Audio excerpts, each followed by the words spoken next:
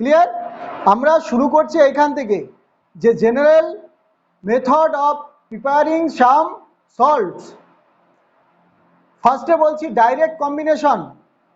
1 নম্বর কি direct combination, 2 নম্বর কি decomposition. Okay, number 1 direct combination, number 2 decomposition, number 3 double decomposition, তারপরে নাম্বার 4 ডিসপ্লেসমেন্ট রিয়াকশন, নাম্বার 5 হ্যাঁ number 5 কি বলছি neutralisation of acid and base. অর্থাৎ এদেরকে আমরা দেখব। এবার ডাইরেক্ট কম্বিনেশন মানেটা কি? ডাইরেক্ট কম্বিনেশন দেখো যে ধরো জিঙ্ক অ্যান্ড সালফার, দেখো ডাইরেক্ট কম্বিনেশন কিভাবে হচ্ছে। In this method metal is heated with a non metal or a halogen is passed over and form a salt। বুঝা গেছে?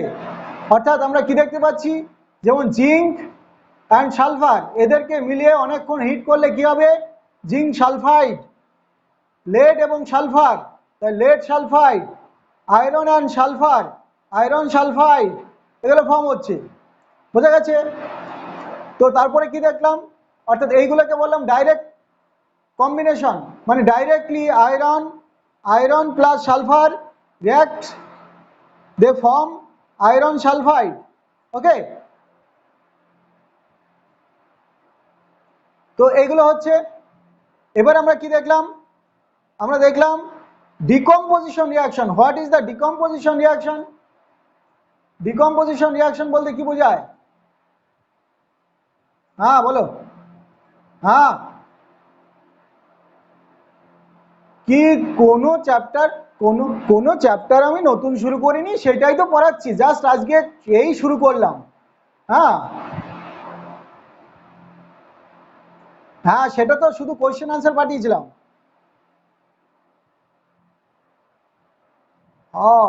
ঠিক আছে, সেটা পাঠিয়ে দেবো। হ্যাঁ, সেটা থেকে কোয়েশ্চেন ধরার কথা। নেক্সট উইকে এক্সাম থাকবে, ঠিক আছে? নেক্সট উইকে অ্যাসিড বেস পুরোটার এক্সাম। সবাই শুনতে পেয়েছো?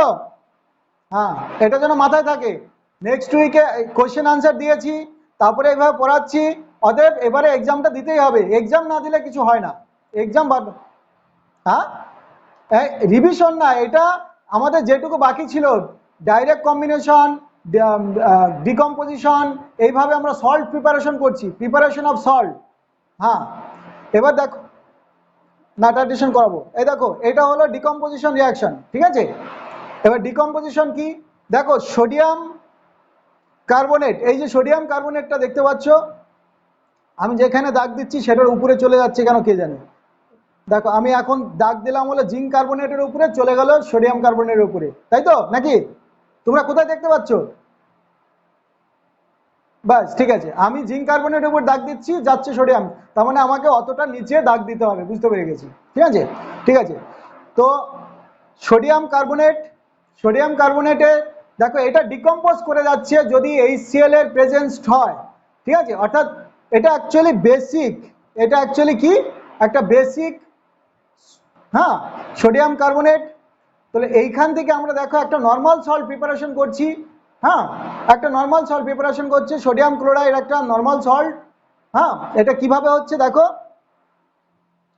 এটা কিভাবে হচ্ছে যে একদম ডিকম্পোজ হয়ে যাচ্ছে তোমার সোডিয়াম কার্বনেট, এটা HCl এর প্রেজেন্সে ডিকম্পোজ করে। কেন ডিকম্পোজ বলছি, কারণ এখানে দেখো কার্বন ডাইঅক্সাইড বেরোচ্ছে আর ওয়াটার বেরিয়ে চলে গেছে, ঠিক আছে? অর্থাৎ এই জন্য বলছি ডিকম্পোজ, মানে এটা ভেঙে যাচ্ছে এখানে যে, অর্থাৎ আমাদের ফর্ম হয়েছিল actually sodium chloride and H2CO3, এটা অ্যাকচুয়ালি ফর্ম হয়েছে এই H2CO3। হ্যাঁ, এই H2CO3 মানে হলো কার্বন ডাইঅক্সাইড, অর্থাৎ কার্বন ডাইঅক্সাইড প্লাস ওয়াটার, এটাই হলো তোমার এই H2CO3। ওকে, বোঝা গেছে? অর্থাৎ এটা ডিকম্পোজ হয়ে যাচ্ছে, সেই কারণে আমরা এই সল্টকে ডিকম্পোজিশনের মাধ্যমে তৈরি করছি আমরা নর্মাল সল্ট সোডিয়াম ক্লোরাইড। আবার জিঙ্ক কার্বনেট, এখানেও আমাদের এটা তৈরি হচ্ছে কার্বন ডাইঅক্সাইড প্লাস ওয়াটার, সেখানেও আমাদের জিঙ্ক সালফেট তৈরি হলো। অর্থাৎ এই যে জিঙ্ক সালফেট ফর্ম, এটা একটা নর্মাল সল্ট, মানে zinc carbonate plus sulphuric acid, হ্যাঁ, মিলে আমাদের কি হচ্ছে একটা নর্মাল সল্ট। অর্থাৎ এই যে জিঙ্ক কার্বনেটটা ডিকম্পোজ করে যাচ্ছে কার্বন ডাইঅক্সাইড এবং ওয়াটার এ ভেঙে যাচ্ছে, ওকে, তাই এটাকে ডিকম্পোজিশন রিয়াকশন বলছি, মাথায় থাকবে। এরপরে কি ডিসপ্লেসমেন্ট রিয়াকশন। ডিসপ্লেসমেন্ট রিয়াকশন কাকে কে ডিসপ্লেস করছে দেখো, এখানে আমি রিয়াকশনগুলো দেখাচ্ছি। দেখো যে জিঙ্ক অর্থাৎ zinc plus sulphuric acid, zinc plus sulphuric acid অর্থাৎ সালফুরিক অ্যাসিড থেকে হাইড্রোজেনকে, এই যে হাইড্রোজেনকে রিপ্লেস করে দিচ্ছে কে, জিঙ্ক। বুঝতে পারলে?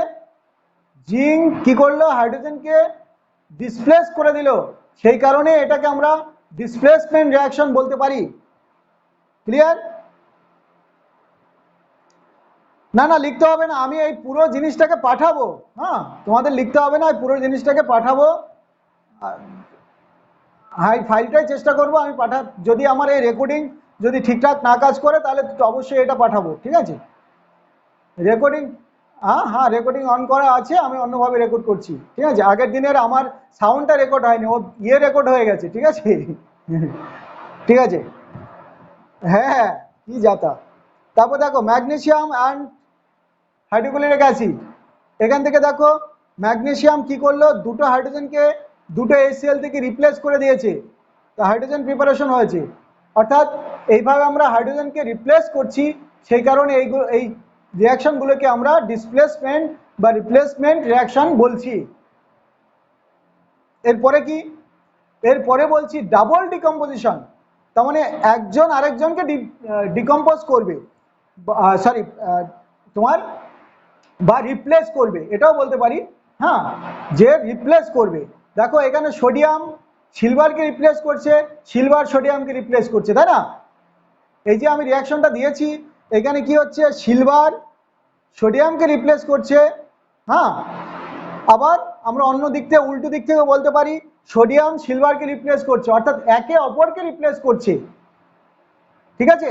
এই কারণে আমরা এটা ডাবল ডিকম্পোজিশন বলছি। মানে সিলভার যখন সোডিয়ামকে রিপ্লেস করছে, আবার ঠিক সেইভাবেই আমরা উল্টো দিক থেকে বলতে পারি যে সোডিয়াম সিলভারকে রিপ্লেস করছে, অর্থাৎ এটাকে আমরা এই কারণেই বলছি ডাবল ডিকম্পোজিশন রিয়াকশন। ঠিক একই রকম ভাবে আমরা বেরিলিয়াম দুটো পটাশিয়ামকে রিপ্লেস করছে, ওকে। আবার উল্টো দিক থেকে বলতে পারছি যে দুটো পটাশিয়াম একটা বেরিলিয়ামকে রিপ্লেস করছে, তাই এটাকে আমরা বলছি double decomposition reaction or double replacement reaction, মাথায় থাকবে। অ্যান্ড এই যে অ্যারোগুলো দেওয়া আছে, এই অ্যারোগুলো তো বুঝতেই পারছো প্রেসিপিটেশন। অ্যান্ড সবসময় মাথায় রাখবে silver chloride, silver bromide, silver iodide, barium sulphate, barium carbonate, এই ধরনের সল্টগুলো স্প্যারিংলি সলিবল সল্ট। কি ধরনের বললাম? স্প্যারিংলি সলিবল সল্ট। এরা ওয়াটারে কমপ্লিটলি ডিজলভ হয় না, খুব কম পরিমাণে এরা ডিজলভ হয়, অর্থাৎ এরা স্প্যারিংলি সলিবল সল্ট, মাথায় থাকছে তো? এরা হলো স্প্যারিংলি সলিবল সল্ট, এটা যেন খেয়াল থাকে। এইবারে আসছি আমরা নিউট্রালাইজেশন রিয়াকশনের ক্ষেত্রে, ঠিক আছে? অ্যান্ড এই নিউট্রালাইজেশন রিয়াকশনে আমরা কি দেখবো, ওই যে তুমি যে টাইট্রেশনের কথা একবার মেনশন করলে, আমরা টাইট্রেশনটা বুঝে নেবো এখান থেকে। অবশ্যই অবশ্যই এখানে একটা সলিবল হতে হবে, ঠিক আছে? টাইট্রেশন আমরা ইনসলিবল হলেও করতে পারি, প্রবলেম নেই, কারণ সেখানে মানে প্রেসিপিটেট পড়ে যাবে, হ্যাঁ, রিয়াকশন হবে আর প্রেসিপিটেট পড়বে, মানে সলিউশন জায়গা থেকে ও সেপারেটেড আউট হয়ে যাবে, ওকে। তো যাও আমরা আগে এখানে বলছি, দেখো neutralisation of acid and base, বুঝতে পারলে? এইখানে দেখো যেটা লিখছি সেটা অবশ্যই এখানে একটুখানি ভুল করে ফেলেছি, তাই না? এই যে রিয়াকশনটা দেখতেই পাচ্ছ, তাই না? এখানে কি হবে বলো, এটাকে বলে না ঋষিত? ইয়েস, অর্থাৎ এখানে আমাদের NaOH হবে।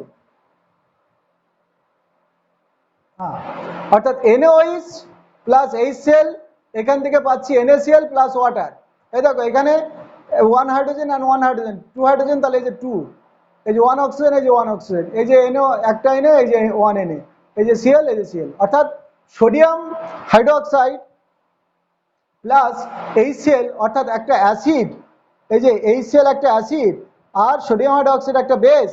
হ্যাঁ, এই যে অ্যাসিড অ্যান্ড বেস, এবং এখানে আমরা দেখতে পাচ্ছি একটা মনো অ্যাসিড আর একটা মনো বেসিক, তাই না?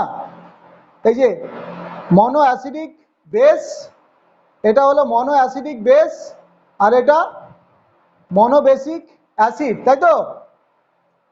monoacidic base and one monobasic acid, because this contains one OH minus, this contains one H plus। তাই একটা মনে রাখতে হবে আমাদের, equivalent amount of acid neutralise equivalent amount of base. কথাটা মনে আছে কি বললাম? Equivalent amount of acid neutralise equivalent amount of base, এই ধ্রুব কথাটি কতদিন পর্যন্ত মনে রাখতে হবে? ঋষিত, বেদান্তিকা, আনি, মরার খাট অব্দি মনে রাখতে হবে, ঠিক আছে? কি বললাম, কি বললাম? মরে যাওয়ার আগেও বলে যেতে হবে, equivalent amount of acid neutralise equivalent amount of base, ঠিক আছে? তারপরে যদি আমাদের মরতে হয় তখন মরবো, ঠিক আছে? তার আগে আমাদের বলতে হবে equivalent amount of acid neutralise equivalent amount of base, অর্থাৎ কেমিস্ট্রির মূল মন্ত্রই এটা, যে equivalent amount of acid equivalent amount of বেসকে নিউট্রাল করে দেবে। এই যে আমরা সল্টটাকে দেখতে পাচ্ছি অর্থাৎ সোডিয়াম ক্লোরাইড, এই সোডিয়াম ক্লোরাইডটা অ্যাকচুয়ালি একটা নিউট্রাল সল্ট। এই নিউট্রাল সল্ট কোথা থেকে এলো? কারণ অ্যাসিডের একটা H প্লাস আর বেসের একটা OH মাইনাস মিলে ওয়াটার ফর্ম করেছে, ঠিক আছে? অর্থাৎ এটা কমপ্লিট নিউট্রালাইজেশন রিয়াকশন হয়েছে, এবং সেই জন্য বলছি এটার একটা ছিল OH, এটার একটা Cl, তার মানে এটা equivalent amount of acid neutralise equivalent amount base. এবার আমি যদি এইরকম দিতাম রিয়াকশনটা, দেখো আমি একটু পাল্টে যদি এইরকম সোডিয়াম হাইড্রোক্সাইড দিলাম প্লাস সালফ্রিক অ্যাসিড দেই, তাহলে দেখো রিয়াকশনটা কি হবে? রিয়াকশনটা হবে, যেহেতু এইটা 1 দিয়েছি, এইটা যদি 1 দেই, এই যে OH মাইনাস টু 1, তার মানে কি বেসটা হলো 1 ইকুইভ্যালেন্ট রয়েছে এখানে, কিন্তু অ্যাসিড এখানে 2 ইকুইভ্যালেন্ট রয়েছে, তার মানে এখানে রিয়াকশনটা কিভাবে হবে? এটা থেকে রিয়াকশন কি হবে? NaHSO4 প্লাস H2, এই তো? তার মানে দেখো equivalent amount of acid neutralise equivalent amount of base, অর্থাৎ একটা OH ছিল সেই কারণে একটা H কে নিউট্রাল করেছে, কমপ্লিট নিউট্রালাইজেশন রিয়াকশন হয়নি, এটা কমপ্লিট সল্ট নয়, বোঝা গেছে? এটা অ্যাসিড সল্ট, এখনো এখানে অ্যাসিড রয়ে গেছে, অর্থাৎ আমাদের মূল মন্ত্রটাই হবে এটা, যে equivalent amount of acid neutralise equivalent amount of base, অর্থাৎ একটা H প্লাস একটা OH মাইনাস কে একমাত্র নিউট্রাল করবে, একটা H প্লাস কখনো দুটো OH মাইনাস কে নিউট্রাল করবে না, বা দুটো OH মাইনাস কখনো একটা H প্লাস কে নিউট্রাল করবে না, দুটো OH মাইনাস দুটো H প্লাস কে নিউট্রাল করবে। ওকে, আমি যদি এখানে 2 দিতাম তাহলে অবশ্যই এটা কি হতো? তাহলে অবশ্যই আমাদের যদি এখানে 2 NaOH হয়, তাহলে আমাদের H2SO4 আমাদের কমপ্লিট রিয়াকশন হবে, কি হবে বলো? যে Na2SO4 প্লাস ওয়াটার, এই তো? এটা কমপ্লিট রিয়াকশন হলো, অর্থাৎ দুটো OH মাইনাস দুটো H প্লাস কে, অর্থাৎ equivalent amount of acid neutralise equivalent amount of base. এই কথাটার উপরে ডিপেন্ড করে আমরা যত টাইট্রেশন করি, বুঝলে? টাইট্রেশন মানে হলো যে আমার যদি এই যে দেখো টাইট্রেশনটা আমি বুঝিয়ে দিচ্ছি এখানে, বুঝলে? এইখানে আমি টাইট্রেশনটাকে বুঝিয়ে দিচ্ছি, এটা মাথায় রাখবে একটু।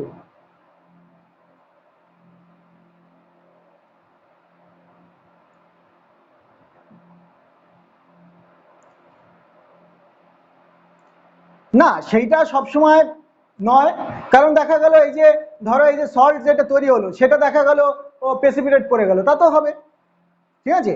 অন্তত একটা, হ্যাঁ দুটো, ধরো দুটো সলিউশন, একটা অ্যাসিড একটা বেস, একটা অ্যাসিড বেস সেটা তোমার লিকুইড লিকুইড নিলাম, ঠিক আছে। এইবারে তারপরে সল্ট, সল্ট সে সলিবল হলো ইনসলিবল হলো তার ডাজ নট ম্যাটার, বুঝলে।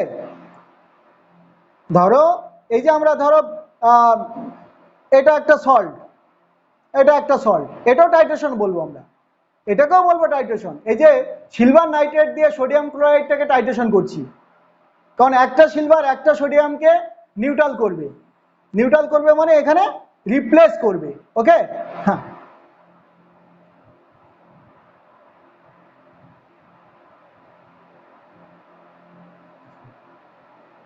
হ্যাঁ হ্যাঁ রে বাবা, নিউট্রালাইজেশন তো নিউট্রালাইজেশন, সেটা টাইট্রেশন হচ্ছে না, সেটাও টাইট্রেশন। কেন টাইট্রেশন হবে না? কারণ আমি তো ইকুইভ্যালেন্ট অ্যামাউন্ট অফ অ্যাসিড, এটাও টাইট্রেশন, এই যে দেখো এই যে সল্ট সল্ট টাইট্রেশন এটা। কিন্তু তোমাদের যেটা সিলেবাসে আছে, যে এই ছোট্টবেলা যেটা শেখায় সেটা শুধু এই নর্মাল দুটো একটা অ্যাসিড বেস টাইট্রেশন শেখায়, ঠিক আছে।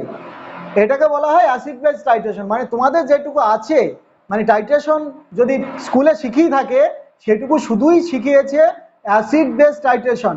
কিন্তু আমাদের তো শুধু অ্যাসিড বেস টাইট্রেশন না, এটাও একটা টাইট্রেশন। দেখো বেরিয়াম দিয়ে পটাশিয়ামকে রিপ্লেস করে বেরিয়াম সালফেটে প্রেসিপিটেট করছি, এটাও টাইট্রেশন অবশ্যই, কারণ এখানে equivalent amount of base, equivalent amount of পটাশিয়ামকে তোমার রিপ্লেস করছে, ঠিক আছে।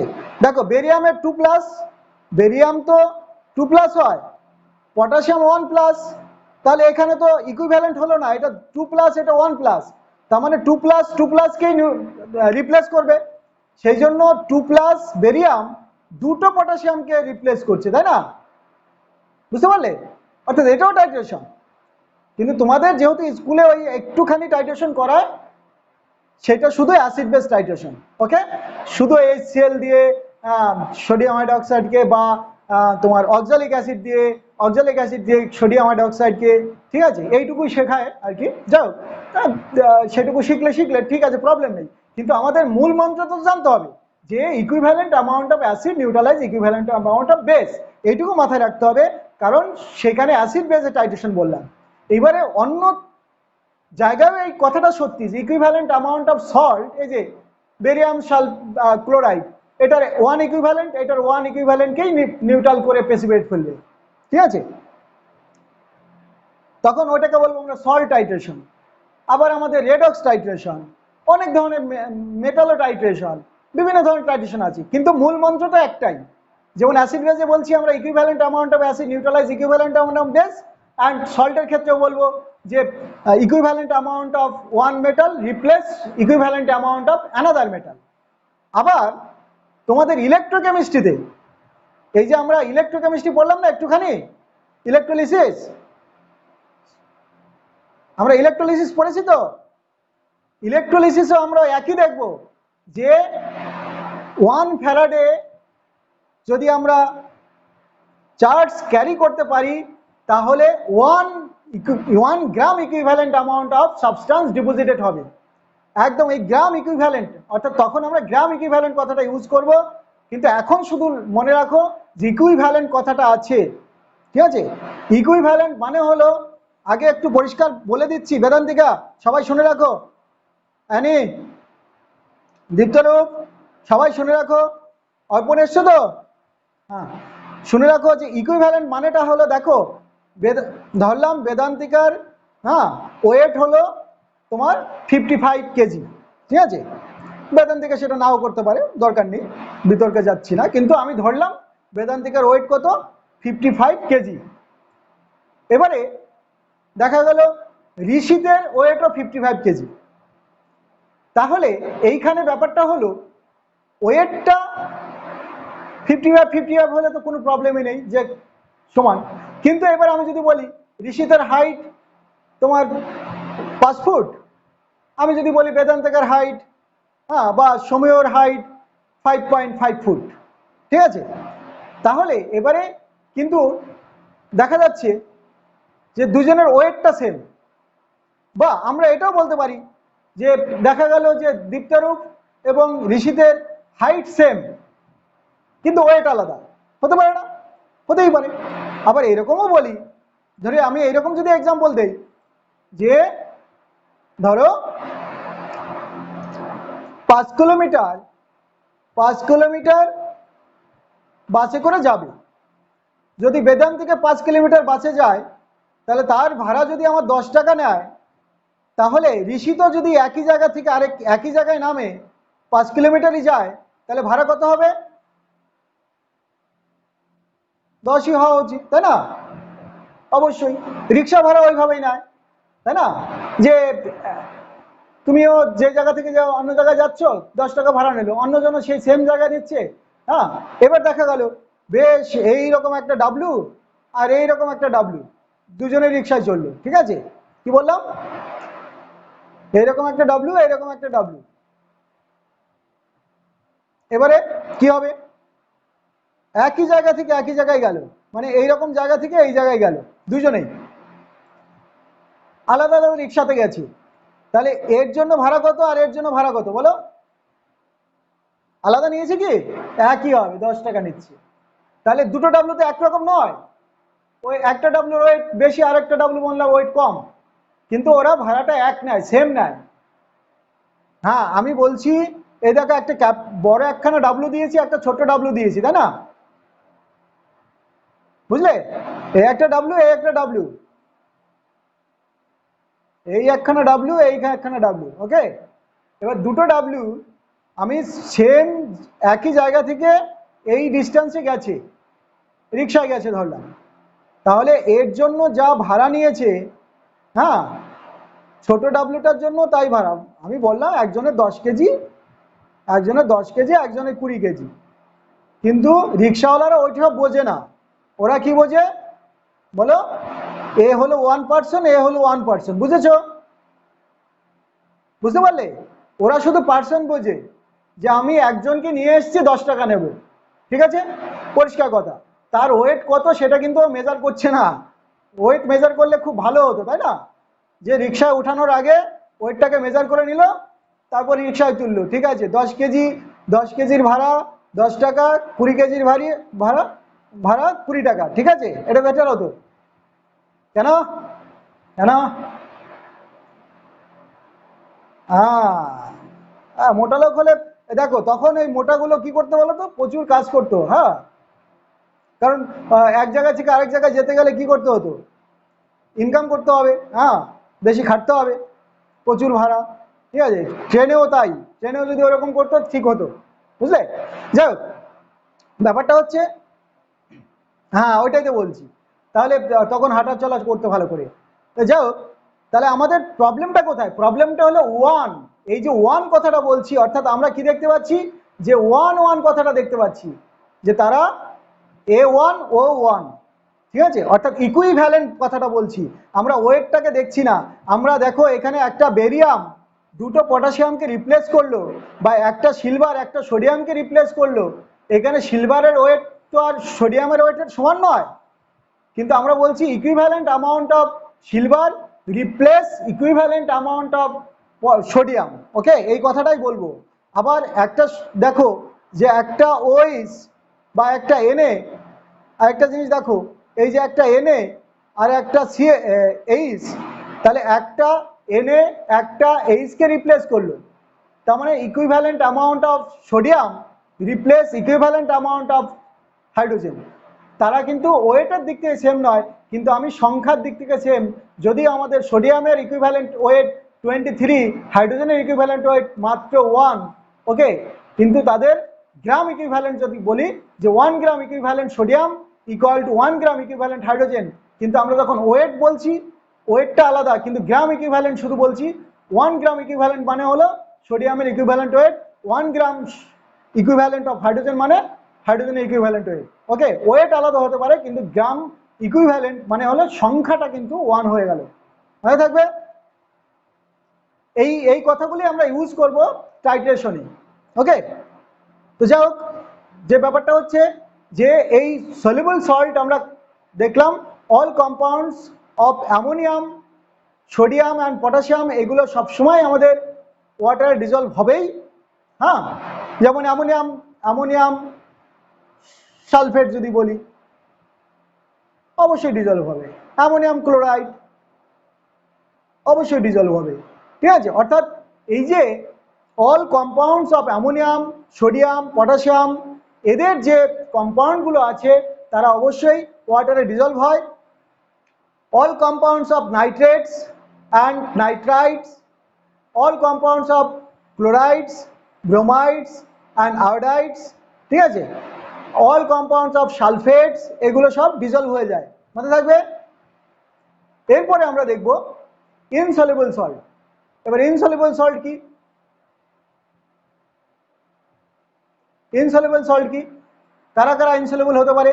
দেখো আমরা লিখেছি অল ক্লোরাইডস অফ সিলভার, তার মানে silver chloride, silver bromide, silver iodide, lead, লেডের একটা মানে PbCl, হ্যাঁ, PbCl অ্যান্ড PbCl2 এই দু ধরনের সল্ট হয় লেডের, ঠিক আছে। লেডের ক্লোরাইড দুই ধরনের হয়, একটা লেড PbCl আর একটা হয় PbCl2, হ্যাঁ, এই দু ধরনের হয়। তাহলে PbCl যেটা, হ্যাঁ, এটা তোমার ডিজলভ হয় অ্যান্ড কিছু হয় হট ওয়াটারে, অর্থাৎ soluble only in hot water, এরা কিন্তু লেডের ক্ষেত্রে লেডের ক্লোরাইডগুলো ডিজলভ হয়। And mercurous chloride, mercuric chloride এরা ওয়াটারে insoluble, okay. All sulphates of calcium, অর্থাৎ ক্যালসিয়াম সালফেট, হ্যাঁ, lead sulphate, barium sulphate, aluminium sulphate এগুলো কিন্তু আমাদের ইনসলিবল থাকে, অর্থাৎ ডিজলভ হয় না। পটাশিয়াম সালফেট হলে আবার ডিজলভ হয়ে যাবে, সোডিয়াম পটাশিয়াম এগুলো সল্টগুলো ডিজলভ হয়ে যায়। All sulphides of potassium, sodium and ammonium, হ্যাঁ, এরাও কিন্তু আমাদের সালফাইড যেগুলো এস, অর্থাৎ যদি বলি অ্যামোনিয়াম সালফাইড এটা কিন্তু ইনসলিবল, মাথায় থাকবে এটা ইনসলিবল, হ্যাঁ, সালফাইডগুলো ইনসলিবল হচ্ছে এদের। All sulphide of potassium, sodium and ammonium এগুলো insoluble. All sulphides of sodium, potassium and ammonium, অর্থাৎ যদি বলি সোডিয়াম সালফাইড 3, সালফেটগুলো কিন্তু ডিজলভ সোডিয়ামের, কিন্তু সোডিয়াম সালফাইড এটা কিন্তু আবার ইনসলিবল, অর্থাৎ ওয়াটারে ডিজলভ হবে না। ক্লিয়ার? এবার দেখো ল্যাবরেটরি যেটা বলছি, laboratory preparation of some normal and acid salt. ল্যাবে আমরা এগুলো প্রিপেয়ার করি কারণ এইগুলো অনেক সময় দরকার হয় আমাদের, হ্যাঁ। সোডিয়াম সালফেট .10H2O প্রিন্সিপাল, এগুলো কি কি আমরা ফার্স্ট প্রিন্সিপালটা কি বলছি দেখো, by the volumetric analysis of sulphuric acid versus sodium hydroxide, হ্যাঁ, sodium sulphate can be obtain in the laboratory. এটা মানে কি, ভলিউমেট্রিক অ্যানালিসিস বলতে কি বোঝায়? ভলিউমেট্রিক অ্যানালিসিস বলতে বোঝায় ভলিউম মেশাবো, বুঝলে। যেমন সালফিউরিক অ্যাসিড একটা লিকুইড, সোডিয়াম হাইড্রোক্সাইড একটা লিকুইড, এটাকে মেশাবো, অর্থাৎ একটা ভলিউমের সঙ্গে আরেকটা ভলিউম মেশাবো, এই জন্য বলছি আমরা এটাকে ভলিউমেট্রিক অ্যানালিসিস। এবারে এরকম ভলিউমেট্রিক অ্যানালিসিস আছে যেগুলো আর কি ডিজলভ থাকছে। ঋষিত তুমি যেটা বলছিলে যে ডিজলভ থাকলে আর কি, এটা যেমন ডিজলভ আছে, কিন্তু আবার বলবো গ্রাভিমেট্রিক অ্যানালিসিস। গ্রাভিমেট্রিক মানে হলো ধরো এই যে আমরা sulphuric acid and calcium hydroxide মেশালাম, তখন আবার কি হবে, ক্যালসিয়াম সালফেট প্রেসিপিটেট করে যাবে, অর্থাৎ গ্র্যাভিটেশনের ওর একটা ফোর্স থাকবে, তাই তো, প্রেসিপিটেট করে যাবে, তখন সেইটাকে বলবো আমরা গ্র্যাভিমেট্রিক অ্যানালিসিস। এখন কি বলছি এটাকে, যেহেতু ভলিউম মেশাচ্ছি এবং ভলিউমের মধ্যেই থেকে যাচ্ছে, অর্থাৎ লিকুইডের মধ্যে মেশাচ্ছি এবং তার ভলিউমের মধ্যেই সোডিয়াম সালফেটটা ডিজলভ কন্ডিশনে থাকছে, সেই কারণে আমরা এটাকে বলছি ভলিউমেট্রিক অ্যানালিসিস। অর্থাৎ ভলিউমেট্রিক অ্যানালিসিসে আমরা দেখতে পাচ্ছি এখানে যে sulphuric acid and sodium hydroxide, এই লিকুইড দুটোকে আমরা যদি মেশাতে পারি তাহলে একটা soluble salt sodium sulphate and water. এই সোডিয়াম সালফেটটা একটা নর্মাল সল্টও বটে, ঠিক আছে, এটা একটা কি নর্মাল সল্ট, মনে থাকবে। এবার দেখো যে এক্সপেরিমেন্টাল সেটআপটা কিরকম, এখান থেকে দেখতেই পাচ্ছ তোমরা, এটাকে বলা হয় বুরেট, এই তো, এই যে এটাকে বলা হয় বুরেট, মনে থাকবে, বুরেট, এটা বুরেট, এটা বিউরেট যদি আমরা স্পেলিংয়ে বলি, বিউরেট, ওকে, এটা বুরেট বলা হয় এটাকে, ক্লিয়ার। আর এটাকে বলা হয় স্ট্যান্ড, এটাকে, এটা স্ট্যান্ড, এই পুরোটাকে, এই যে পুরো সেটআপটাকে বলছি কি স্ট্যান্ড, বুঝতে পারলে? কোনটাকে বলছি স্ট্যান্ড? এইটাকে, এইটাকে, এই কালোটাকে, ঠিক, ঠিক আছে, এটাকে বলছি স্ট্যান্ড। এটাকে আমরা বুরেট স্ট্যান্ড বলবো কারণ বুরেটটাকেও ধরে রেখেছে, তাই তো। অ্যান্ড এই যে যেটা, এই যে এইটা, এইটা দেখতে পাচ্ছ সোডিয়াম হাইড্রোক্সাইড যেখানে আছে, তাই না, এটাকে বলবো আমরা কি, এটাকে বলবো কি বলবো বলো তো, কনিক্যাল ফ্লাক্স, ঠিক আছে, এটাকে বলছি কি কনিক্যাল ফ্লাক্স। অর্থাৎ কনিক্যাল ফ্লাক্সের মধ্যে সোডিয়াম হাইড্রোক্সাইড নিয়েছি আর বুরেট থেকে আমরা ডাইলুট সালফিউরিক অ্যাসিড নিয়েছি, সালফিউরিক অ্যাসিডকে ড্রপ ওয়াইজ কি করছি, সোডিয়াম হাইড্রোক্সাইডের মধ্যে ফেলছি, মনে থাকবে। এইবারে গন্ডগোলটা কি হয়েছে বলো তো, গন্ডগোলটা হয়েছে আমি যে এই যে ছবিটা দেখাচ্ছি, এই ছবিটা তো আমি একটা জায়গা থেকে নিয়েছি, হ্যাঁ, এইগুলো স্কুলে এইভাবে করায় অনেক সময়, কিন্তু এটা অত্যন্ত দুঃখজনক ব্যাপার। কারণ কি, আমরা সোডিয়াম হাইড্রোক্সাইডকে বুরেটে নেব আর সালফিউরিক অ্যাসিডটাকে এইখানে নেব, এর কারণ আছে অবশ্যই, ঠিক আছে। তো যেটা হচ্ছে, তাহলে এই উল্টোটা করছি কেন এখানে, উল্টোটা কেন করছি, স্কুলে যখন করবে তখন দেখবে এই বুরেটে সোডিয়াম হাইড্রোক্সাইড, এইখানে সোডিয়াম হাইড্রোক্সাইড নেব আর এইখানে সালফিউরিক অ্যাসিড নেব, হ্যাঁ,